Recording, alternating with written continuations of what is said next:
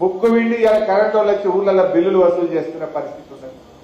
ఆనాడు రైతు బంధు ఇస్తామంటే ఇప్పుడైతే 10,000 వస్తాయి, మేము రాగానే 15,000 పక్క, ఇప్పుడు వద్దు ఇప్పుడు వద్దు అన్నారు.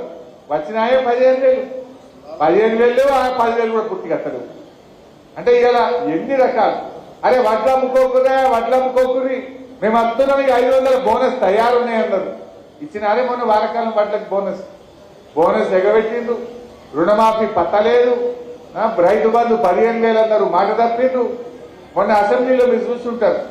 అరే నిరుద్యోగ భృతి ఇస్తామన్నారు, అది ఎప్పటి నుంచి ఇస్తారంటే ఉప ముఖ్యమంత్రి బట్టి విక్రమార్క గారు లేచి అది మేమెక్కడ చెప్పినా మేము చెప్పలే అన్నారు.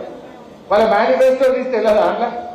అసెంబ్లీ సాక్షిగా నిరుద్యోగ భృతి చెప్పలేదని ఇవాళ చేతులు ఎత్తేసిండ్రు కాంగ్రెస్ పార్టీ.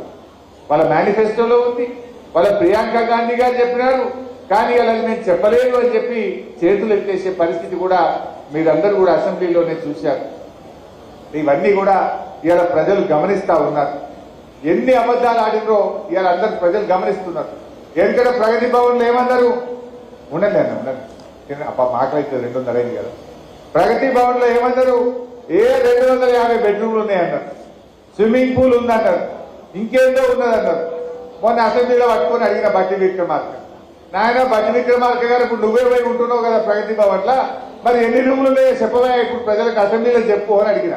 స్విమ్మింగ్ పూల్ ఉన్నదేమో ఇప్పుడు చెప్పవా అన్న. తలకాయ కిటికేసింది తప్ప ఒక్క మాట చెప్తున్నా, నోరుపుతలేదు. అంటే అన్ని జూటా మాటలు చెప్పింది.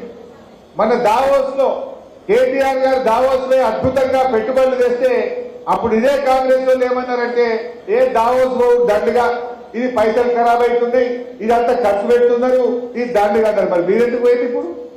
మీరెందుకు పోయిండ్రు? ఇప్పుడు ఇది కూడా దండుగా. నేను ఉత్తమ్ కుమార్ రెడ్డి గారు ఇప్పుడు సమాధానం చెప్పాలి. ఆనాడు పిసిసి అధ్యక్షుడిగా మాట్లాడిండు, ఇవాళ దీనికి సమాధానం చెప్పాలన్నా వద్దా? ఇవాళ పెద్ద పెద్ద మాటలు, బీజేపీలతో మేము కొట్లాడటం, ఎడగొట్టాడు మీరు. ఇవాళ బీజేపీలను ఓడగొట్టింది ఎవరు? బండి సంజయ్ని ఓడగొట్టింది బీఆర్ఎస్ పార్టీ, అరవింద్ ఓడగొట్టింది బీఆర్ఎస్ పార్టీ, ఆదిలాబాద్ లో బాబురావు ఎంపీని ఓడగొట్టింది బీఆర్ఎస్ పార్టీ, ఈటల రాజేందర్ గారిని ఓడగొట్టింది బీఆర్ఎస్ పార్టీ, రఘునందన్ రావు ఓడగొట్టింది బీఆర్ఎస్ పార్టీ.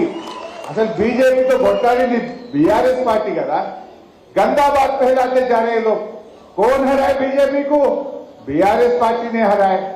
वो बीजेपी का गवर्नर साहबा जो बिल असेंबली में पास करके हम पर भिजाए, वो पूरा बिलों को रोके रखा। अब कांग्रेस आने के बाद पूरा पास कर देगा। अब कौन किससे मिल गया? जब क्यों रोके, अब क्यों पास हो रहा बिल? मालूम नहीं हो रहा क्या? अब अदानी भी आ गए। मेरा भाई अदानी का याद कर रहा। कल सुबह